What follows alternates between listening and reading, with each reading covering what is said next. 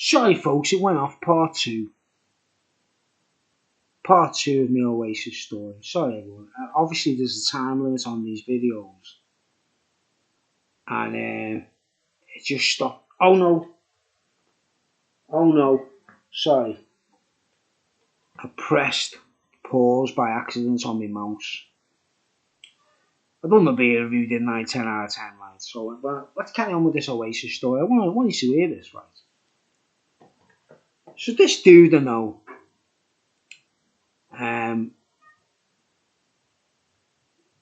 he lends me the CD. And like I say, I'm using one of these. Not a stereo speakers and all that, like. If someone's going to give me an album to listen to, or I buy a CD brand new, you stick it on these, put your headphones on. Because you can't ever relive that first time experience, right? Yeah. Carry on, Bruce. Finish the beer again, or the beer, go ahead. I might even go to the toilet. I think I need to go to the toilet, but I don't. I'll carry on filming like. I want you to hear this, guys.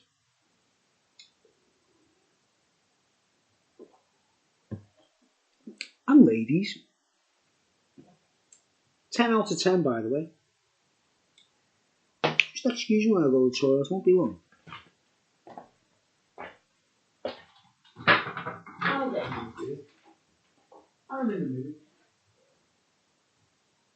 I'm in the mood. We're talking. I'm walking. I'm in the mood. I'm in the mood.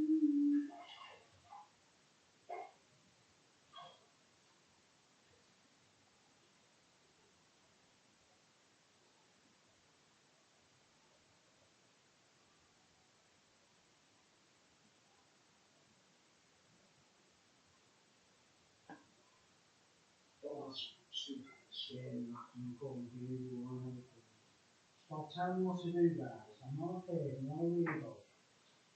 What can you do anyway? It's a fucking news.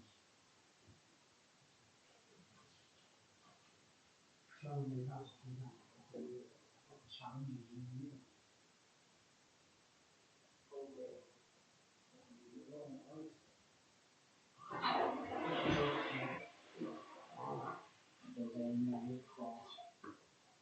Get that straight on. Get that straight out.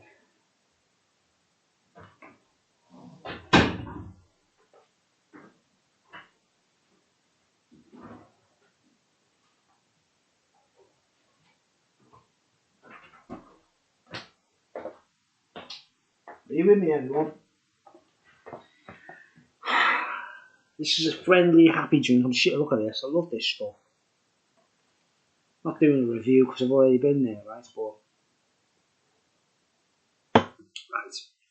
So this dude says, "I'll lend you definitely maybe, dude. Have you heard the album?" Right? Because I no. There was no other records of it out. You know, that was their only album at the time, right? And he lent me the CD. I stuck it on my headphones, full whack, right? First time Premier listen, right? And I want people to know this. I want people to know this. I want you to realise what I really think of Oasis, right? I'm not a mank, nutcase, Tamazapan head, party animal, you know, drug-induced fool or dimwit. I'm quite a clever artist and a musician. People might understand that, like. I know my stuff. I know quality when I hear. I always loved the Sex Pistols. You all, I might have gathered that, I don't know. Johnny Lydon as well. It's the most views on my channel is a Johnny Lydon interview, for crying out loud, you know. There's nothing going to replace that, no matter what I upload. Do you understand that, guys? You know, I wanted people to see that because I wanted people to see what a good person he is, right? Now, And he was right about Jimmy Savile, wasn't he? But anyway, let's carry on. The story. What's the story, Morning Glory? When it all happened, that didn't exist, did it? You know what I mean? And yeah, drinking this right now to follow up on that lovely Pellenbacher beer, which took me to Holland straight away. I'm there, in Amsterdam. I'm happy, in my tent, feeling the vibe. But anyway, I still, to this day, have not got an Oasis album. I've got the Blu-ray of Nebworth. That's the only disc that I've purchased. No, I didn't buy the Supersonic thing yet, have I? You know, because I had it all recorded off the TV, you know, the documentary, which I thought was brilliant. But no, honestly, guys, I love Oasis. I love them, like, but I've never seen them live, and I've never tried to. And if they send me a backstage pass, and you know, a laminate, I'll be only too happy to go out my way to get there, no matter where it is. Okay, guys, it would be nice. Me and our Phil, you know me, my nephew, you seen us on, do you know the karaoke fun videos on my channel? My nephew Philip, he to me, he is the number one Oasis fan. He does Oasis covers on his channel. He sings the songs. He loves them. He saw them at Nebworth. He actually went to see Oasis at Nebworth. I didn't go. I've never seen them live, right? And I didn't have to buy any Oasis records because it's a bit like, you know, our Phil's Alman. He was the same. He had the record collection. He had all the records I ever needed to copy. I didn't need to buy anything. Queen, who I saw at Nebworth, everything. Electric Light Orchestra, I love that band. I remember borrowing a Brian Ferry album once, you know, because he was, you know, Phil's old man, who's my actual brother-in-law. He's a big Roxy Music fan. He was like the ultimate Roxy Music fan, guys. You know what I mean? So we're talking taste here, aren't we, guys? The Pistols, everyone was influenced by Roxy Music, you know. We're going, there's a cycle here that people aren't really onto, isn't there? Like? And, you know, we like playing guitars and we like singing, both me and my nephew, right? We like doing karaoke, and we're going to be doing one. We're going to be doing a karaoke in Liverpool, so we're going to Cooper's, man. We're going to hit the Cooper's bar, mate. And we're going to be like the rock and roll stars of Cooper's, man. Because, yeah, I actually suggested Phil do it. I nearly swore there, like, trying to keep it clean so the kids can watch. But I suggested he do Rock and Roll Star. He goes, do you know what, Bruce? I've never done that on a karaoke. And I was like, go ahead. And he did it, like, and it was brilliant, like, you know, because it's a great, great song, isn't it? I love it. I don't just like it, I love it, right? But anyway, later on down the line, I sussed out that my nephew was a big Oasis fan, you know what I mean? He went, if you want any records, copy Bruce, you know what I mean? Like, what do you want, like? I was like, wow, it's just like my brother-in-law all over again. I could get anything copied off him, you know what I mean? War of the Worlds, I didn't have to buy that. Didn't have to buy anything. Electric Light Orchestra, guys, that was like, you know, pick a mix, mate, pick a mix, what you want? All the best records ever, like, I did get into Queen through that, you know, my brother-in-law bought them for my sister, actually, you know, Night at the Opera, Day at the Races, and Sheer Heart Attack. You know what I mean? That's how I got to listen to Queen properly, like, because that was, you know, quite early on, like, back in the old days. Before there was, like, woke stuff and everything, like, before George Michael and things.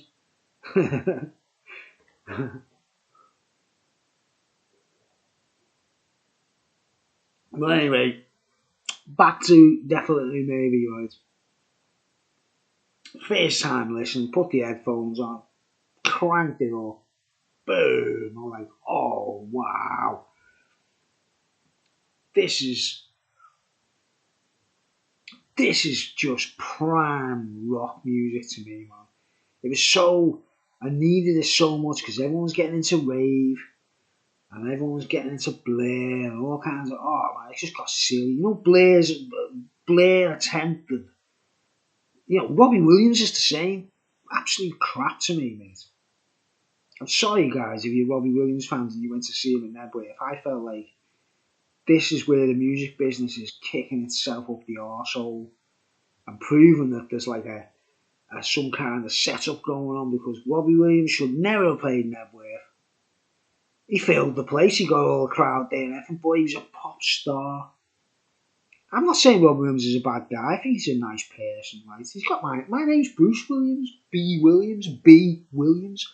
And he comes on and Rob B. Williams, like, because I should have been doing them gigs instead, shouldn't I?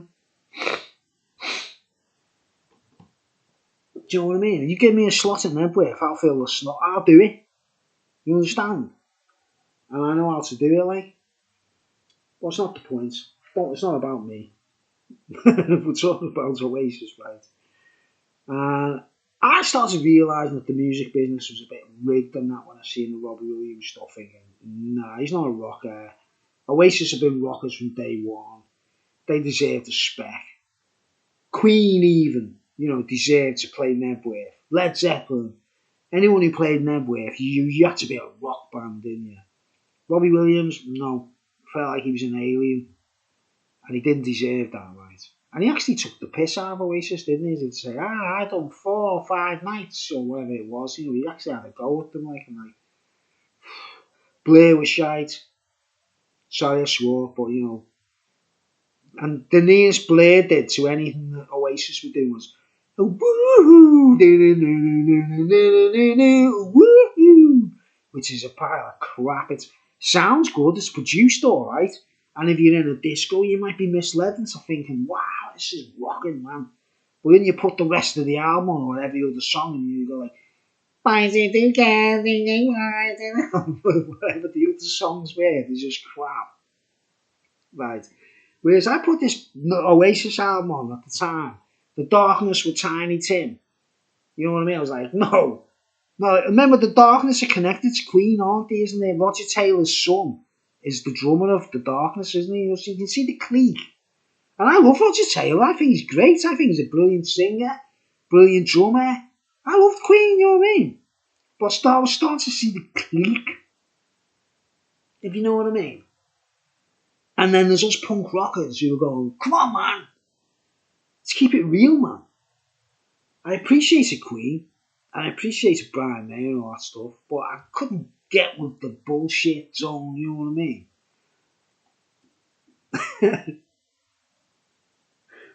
This is going to be funny, isn't it, man? I'm better than share my opinions. I want to talk to you, right?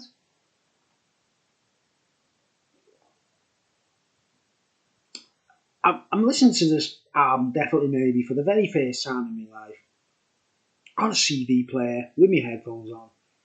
It was taking my head to another dimension, right? Because it was kicking ass.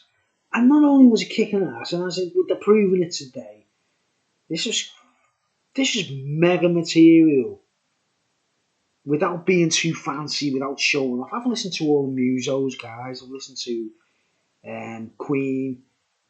Tony McAlpine is one of my favourites. He's a muso guitar player. Vinnie Moore, brilliant guitar player.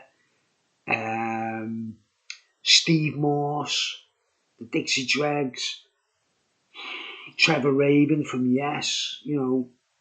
I wouldn't listen to Yes until I heard it with Trevor Rabin. I was thinking, there's something going on there. Instead of being head up their arses like musical snobs, this is something real, man. And Trevor Rabin's one of the best guitar players on the planet, right, guys? Joe, I know me craft, right? With Oasis, you don't get any of that stuff. You get like head down, play for the song, just do it all right, and it was just perfect. I was listening to this album for the very first time, and wow, hey, what's going on? This band is not just they're not cashing in here, mates. This is something real, guys. And it got to track number 7. Track number 7. Number 7. Bring It On Down. My favourite Oasis song of all time, mate. from that day, I mean, the dude who lent me the CD, mate, you did actually, you had a massive, mind-blowing experience on me just letting me listen to that CD, right? I didn't want to give him it back, you know what I mean? I was like, I'm stealing this album, I'm keeping this, man. And he knocked on the door because he saw to me every now and then, you know, and he's like, got me CD there, lad. You got me fucking Oasis CD. I was like, yeah. What did you think of it? I was like, legend, mate. Like the perfect mix of songs and rock and roll, yeah. But track number 7, it's track number 7. Bring it on down, right? The drummer on it, right?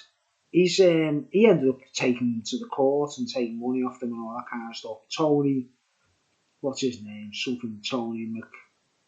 I thought, sorry guys, but his name's Tony anyway, right? What drum performance, guys? What, you know, everyone forgets about him when he's on that first album. And he couldn't keep up with it, could he? He had a hard time keeping up with Oasis because they were burning the candle at both ends. They were doing it for real. They were really, you know, they didn't have to. The music said it all, you know what I mean?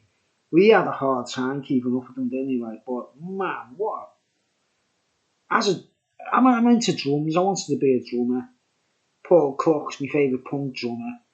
And you listen to the drum performance on that record, mate. It's all on that track, isn't it? And people say he's not a very technical drummer or fancy and that. Like, but he's an amazing timekeeper, and he sued the band in the same way that Pete Best sued the Beatles. You know, like as if to say, hey, you guys, I was there at the beginning.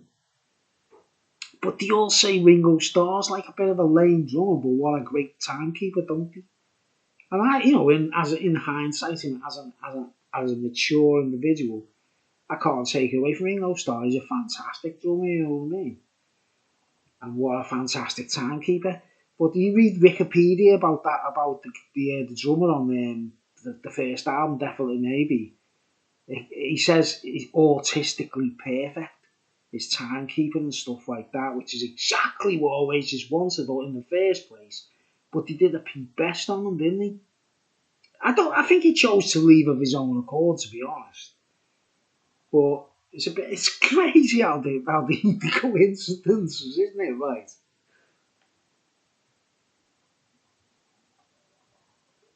But anyway, let's carry on with this drunken rant.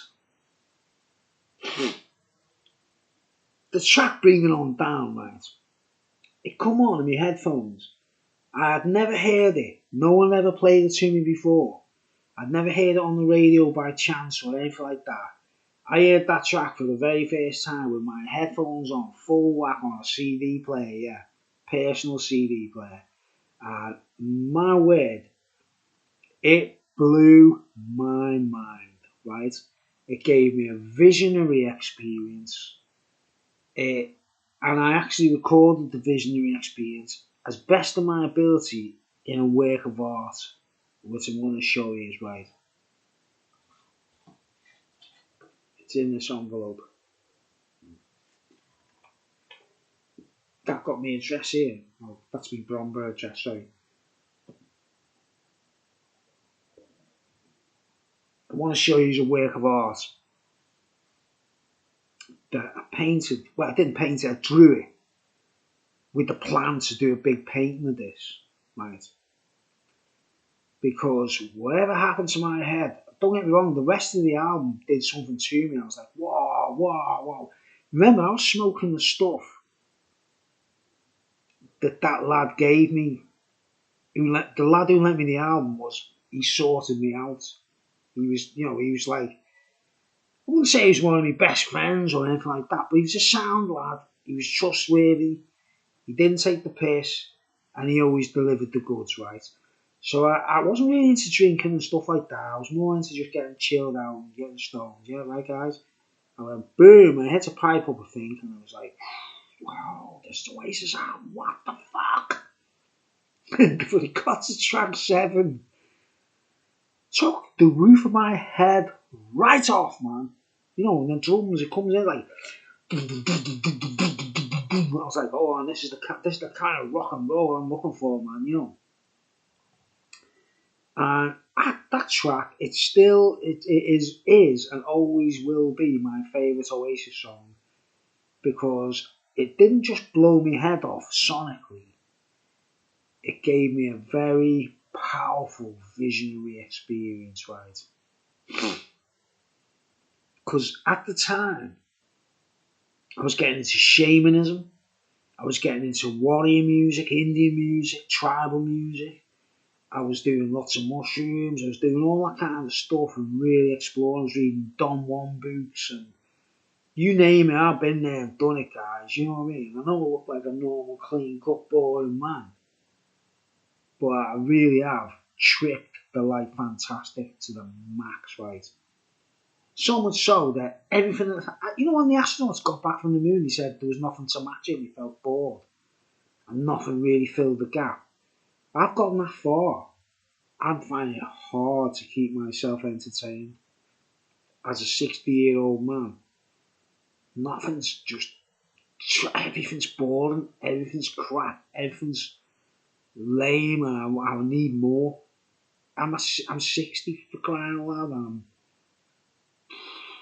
I feel like they must have felt like, what the hell can match that, like? Right. So, I've explored all those avenues now. At the time, when that track hit me brain, I was right in the thick of it, right, guys? 94, 95, not so long after the album was released. It was the only album available at the time, right? And the track took me head into another dimension, right? And it finished. And what I did was I thought, I'm going to listen to the rest of the album, right? Because it was track number 7. I was like, what a magnificent debut album. You know what I mean? I'm like, whoa. Do you know this is delivering the goods big time? The drummer, give him the 10 out of 10. Come on. Awesome performance. The whole album, brilliant, right?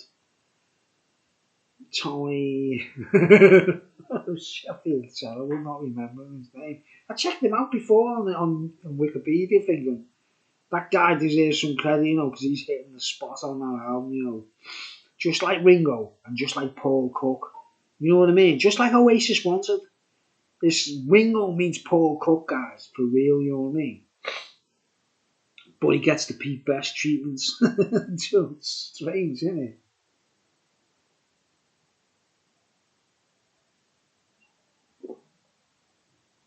But anyhow,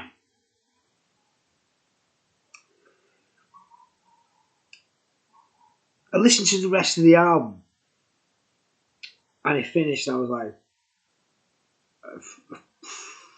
all the cards on the table with this one, guys.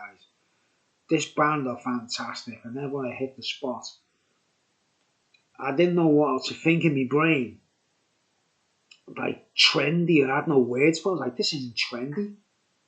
This is classic rock, Even Rick Beato out there is like, would you expect Rick Beato went to see doing stuff like, you know what I mean? And I couldn't believe Rick Beato acknowledged Oasis, do you know what I mean? I was like, wow, it's weird that, I watched that a long time ago when he done what makes this song great and that. I'm thinking, I can't believe Rick Beato was onto Oasis, mate, because everyone just criticises them for not being technical or muso and all that stuff, or the drummer doesn't do solos and you know what I mean? All those little things that people complain about when they're getting a little bit too fussy about music. Right. And Rick Beato was onto them, so much so he caught them live and saw them in very early days. So, mate, Rick Beato's got my gold star, but that one, like, spot and all that, like, back then, like, he's not a musical snob in any way, is he? You know what I mean? Aside from being one of the best musicians you'll see on YouTube, fantastic musician, fantastic guitarist, amazing piano player, I hasten to add. Right, he's the neatest thing to a modern day list. Rick Beato, to me, on the piano, it's unbelievable what he does on the piano. But right, he acknowledged Oasis. I was like, whoa, what? This is something else, isn't it? I never thought he'd be into them, like.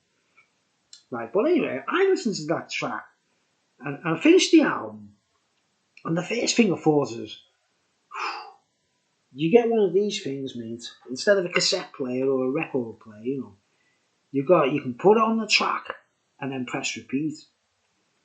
So I put that track on repeat, and it took me head into, I was like, I've got to hear that, I've got to bring it on down, right? I want to hear that over and over again forever, mate. You know what I mean? I wanted to hear it forever. Put on repeat. Try it. Do it. Get a CD player. Put on repeat. Put headphones on now. And see where it takes you. But it was perfect. It was punky. It sounded like the Sex Pistols. It sounded awesome, right? And I had a visionary experience, right, guys? I want to share this. I want to talk about it. Because I want Oasis to see it. I want everyone to see this and think about this. Like, I know my Bible. I know my stuff. At the time when I hadn't read the Bible in 1994, 95. I hadn't honestly had anything to do with it whatsoever. And I didn't want to, you know what I mean? I was like not interested in all that. I studied the Bible 1999 to 2000, which is a few years later, right? So nothing mattered in my mind about those things. But somehow, this song by Oasis, which is, it's kind of passive, the lyrics, isn't it? It's like, it could be talking to anyone. It could be talking to anyone. Anyone could be the listener and saying, well, who are you talking to really? I don't know what you're talking about here, man. It's got something very unique going on, like. And like I say, the drum track is fantastic. It's heavy as flip, isn't it? It's so heavy, the guitar, like. It's a perfect punk rockers song, really. And, I've actually met Paul Weller, by the way, guys, So there's a weird little connection there, man. Like, I've actually talked to Paul Weller personally, and I've got a photograph of me with Paul Weller. I might put it on my channel one day to show you, me standing next to Paul Weller, and he talks to me about my guitar and asks me if I've ever played a Yamaha guitar. You know what I mean? It's weird, like.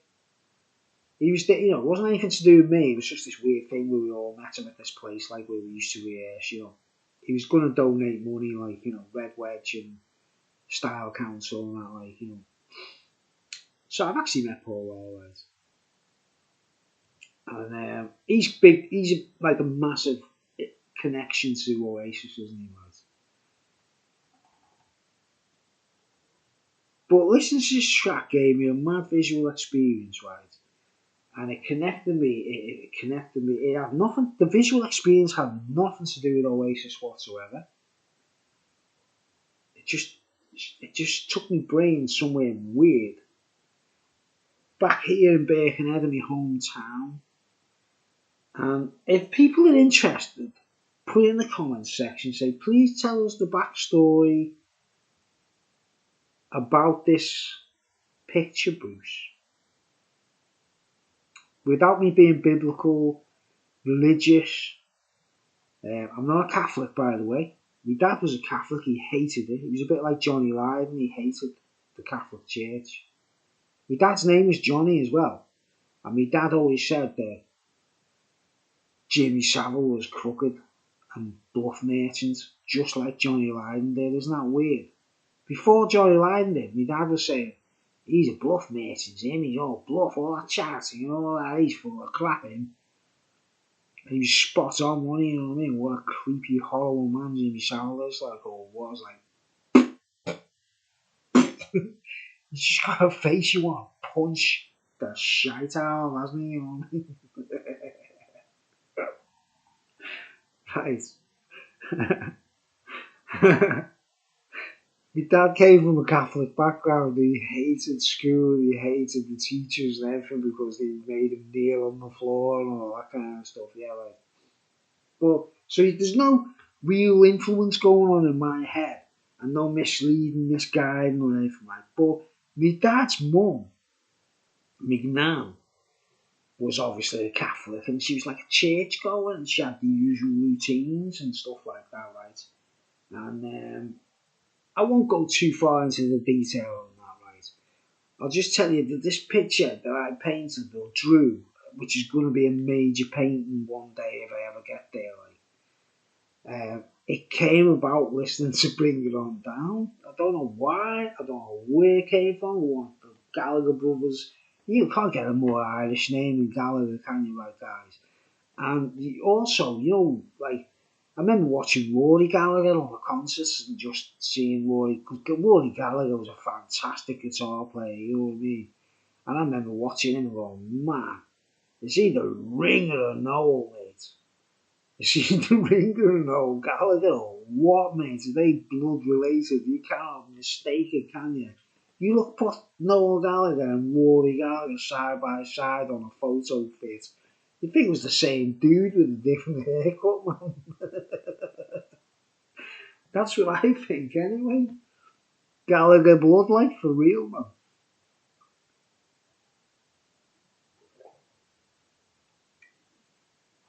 So you understand our background. My mum was a Protestant, my dad was a Catholic. We were a hybrid family. But my dad hated Catholicism so much. He had me and my three siblings all christened and baptised as Protestants or anything but Catholic. Do you know what I mean? This is no, he wasn't hateful towards Catholic people, nothing like that, but he hated that church, mate, the Pope, all that crap. He couldn't stand it, he didn't like the teachers, all that stuff, yeah, right. But I want to show you this picture, right?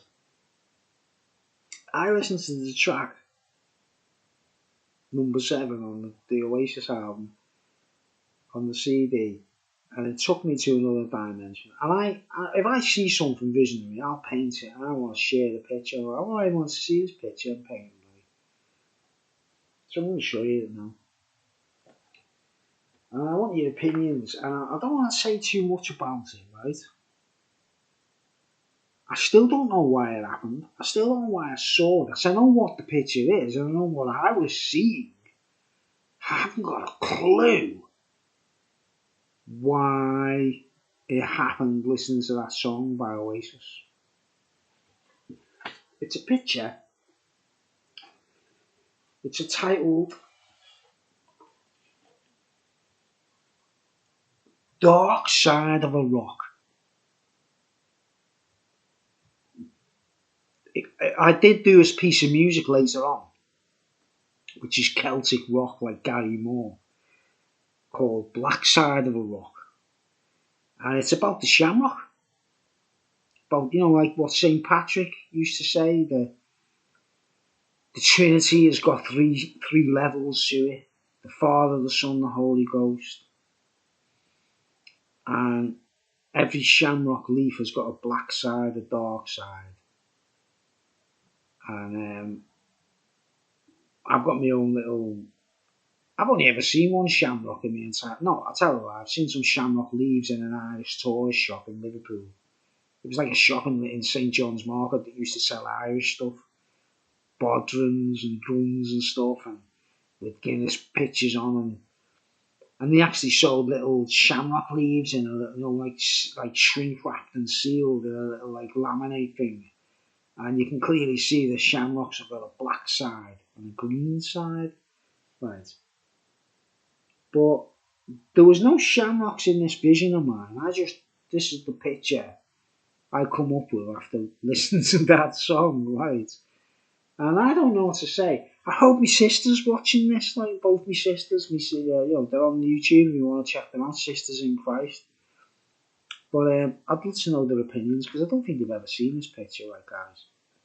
And it's quite strange. It might bring childhood memories back to all of us, to me brother, to me two sisters. It's got nothing to do with Oasis, apart from my grandma was Irish. You know, she was very Irish on my dad's side. And, well, she was Welsh actually, really. In a way, in a way. I'd say she's more Welsh, but proper Irish roots, O'Leary's and, names like that, But Hughes is a Welsh name, isn't it, from, from the Welsh perspective.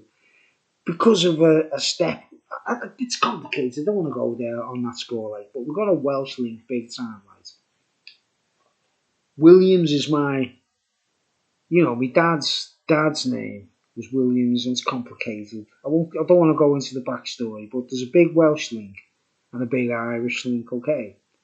But my grandma, my dad's mum, my nan, she was very Irish oriented, and so was my dad subsequently, right? Even though his name was Williams, to his real man, and there's a link to Wales, obviously. Check it out, guys. Are you ready for the unveiling, right? This is what, and it's not to do with Freemasonry or nothing like that, right? If anyone asks in the comment section, I'll do the backstory of why this picture, I'll explain why it happened. Dark Side or Black Side of the Rock is the name of the picture, right? And it's a tribute to Mary Magdalene. Okay, be prepared. Family, like.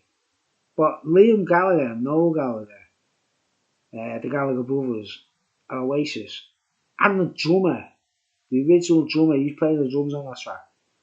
This is what he did to my head, guys. Right, are you ready for this?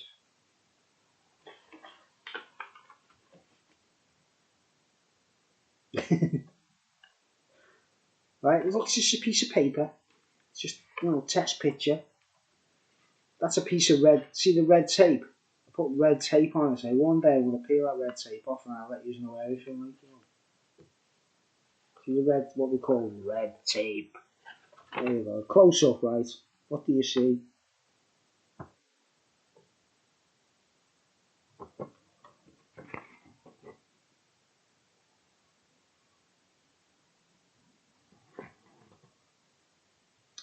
See the three shamrock leaves, look.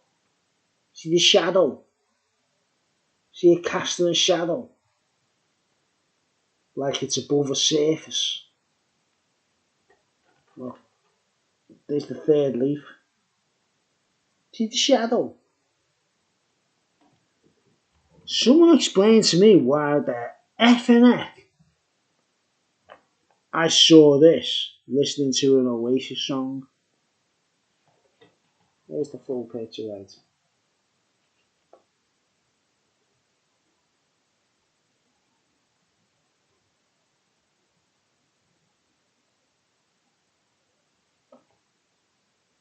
Alright, so do a close up of the picture of Mary. This is an actual brooch that my grandma used to wear, or my nan, my dad's mum. She wore this everywhere she went, mate.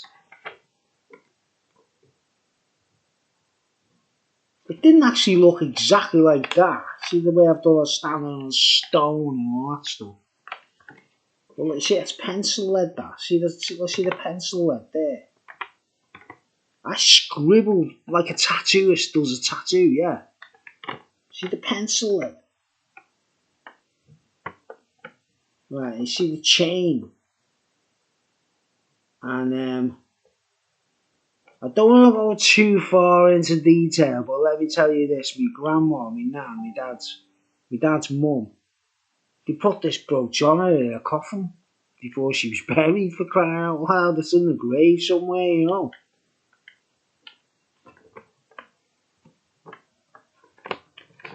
Now,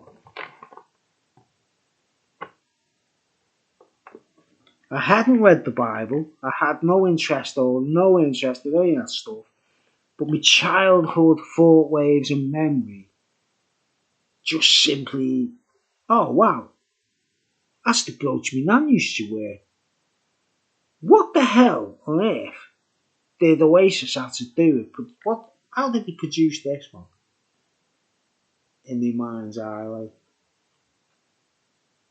it's a mystery to me, guys. Well, it's not really. It was at the time. Answers on a postcard. And you see what's there? Another flying lion from Venice. You know what I mean? Like a flying lion. Whoa.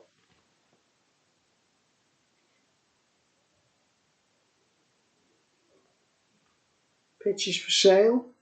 I can do photocopies of it and laminate it and sign it if you're interested.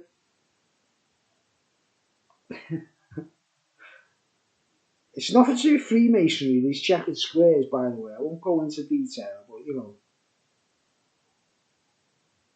know.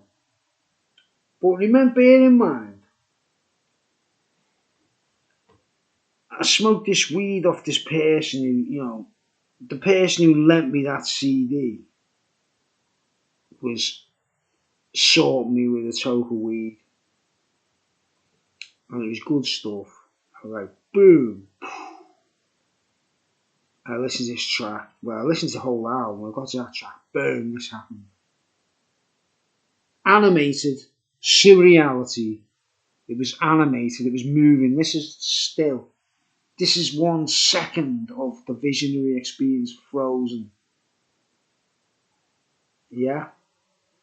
That's not like Mary worship and all that business. That's a brooch from my childhood memory that my grandma always wore. It had a chain around it, and it was like a bubble of glass with a picture in it of Mary and stuff.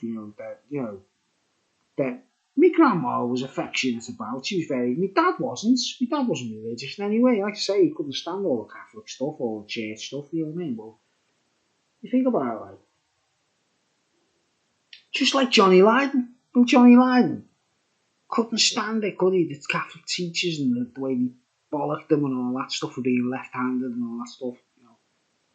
Yeah, do you think it's interesting? Wow. See, that's biro. See the pencil lead.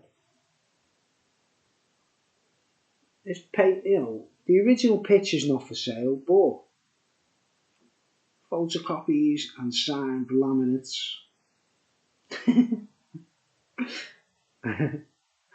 As a surrealist, as a real artist, I'm trying to like hit smash it all, like bring it on down, like, I don't know.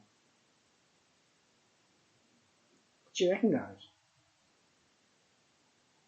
Have you ever seen a work of art like that in your life before? Like? And I drew that as best as I could according to memory, like wow, that's what it looked like, this chick, that's how that's just according to memory. I had no religious inclinations, nothing like that. I just remember this badge on me, and she used to always wear it, like, all the time. So much so, they put it on her when they buried her, like, you know what I mean? Is that deep shit or what, guys?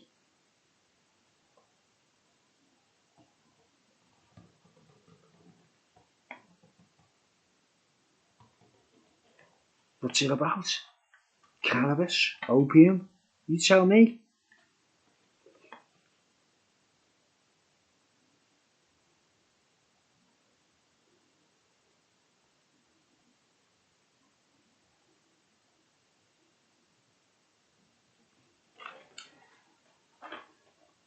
Put it back in the envelope now.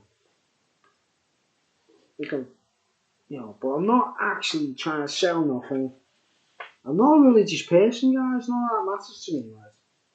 But I know it meant a lot to me, my dad's, my old man's mum. And her name was Mary, by the way. Which is very peculiar, isn't it? And, bizarre, like.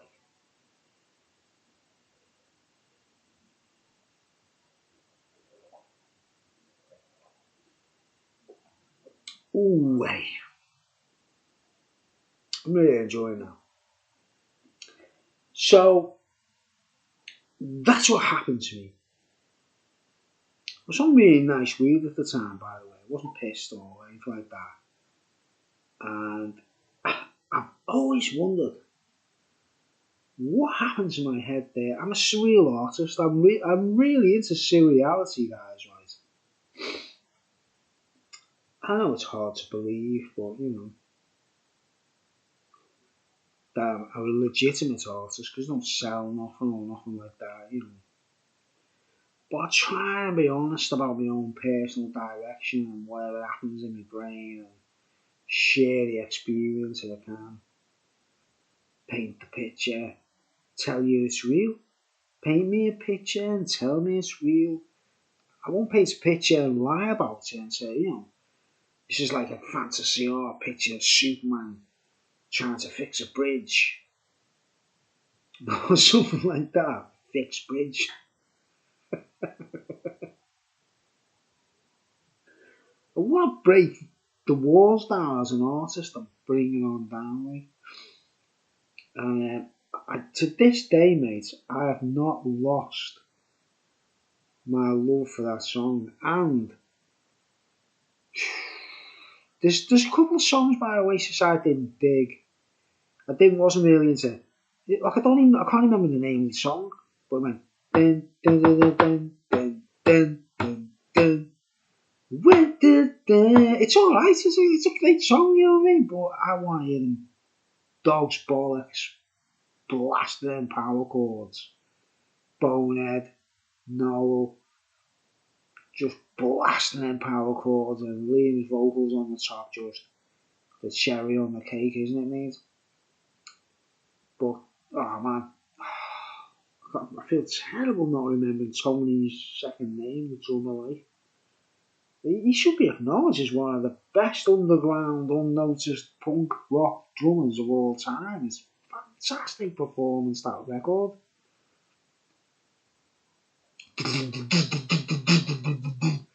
No, come on.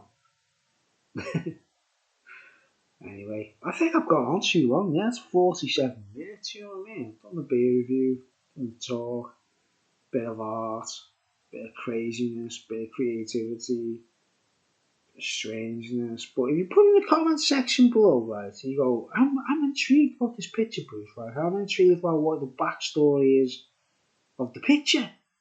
Because the backstory of the vision is the song by Oasis. And there's nothing to do with Oasis in that picture, apart from shamrocks and Irishness, Gallic, Celtic, call it what you want. There's got to be a real proper bloodline connection to Ireland there for whatever reason, and Wales and Cymru, Cymru. I don't know. I mean, we're all Sex Pistols heads. We all anti-establishment. One thing I never agreed with about Oasis, right? I did have an argument with Oasis once upon a time. They insisted that Tony Blair was going to save the world and save the nation and change things. I didn't agree with them on that. I was like, look, I love this band. I love the music. I love everything they do. But when it comes to politics, they ain't got a bloody clue what they're doing here, guys. Because Tony Blair ain't going to change nothing. And you know the Bobby Moore after that, don't you? Weapons of mass destruction. Right, that was the only time I had a bit of a disagreement with Oasis, right? But I thought, come on, guys, give it a rest, work it out.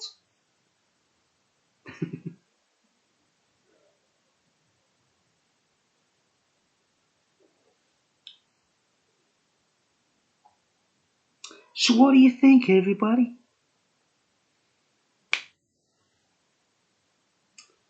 Any questions below? Any inquisitive people say, I want to know this back because it's a good backstory. It goes back to when I was a child. I spoke to a particular woman in town in Birkenhead who was much older than me, and I was only a boy. And she had a reputation. Right? And she was a lovely, lovely person to me. Just one of my odd little weird nights talking to this woman for a long time, going, "Well, I like you, you're alright." And she was like, "You're a nice little boy, you." And she wasn't weird or nothing like that. She had a reputation. She was like a local Mary Magdalene, do you know what I mean? And I think that picture, I'm trying to be as real as I can on that one. Anyway, I'm getting off. I hope you kind of like don't want me to go, want me to continue. So put your comments below. Anyone who's interested, um, please do talk about it, Bruce. Let's hear about this business when you know, I was only about, oh my word, 6, 7 years old. And the song Bring It On Down just conjured this amazing visual experience relating to all of that. Who knows why? I don't know why. Maybe I do. Do. Maybe I do. Maybe I don't. It's up to you. See you later. Thanks for watching, anyone who's got this far. I'm interested, sort of happy that you've stuck around for being interested. You know what I mean? Cheers. And Oasis,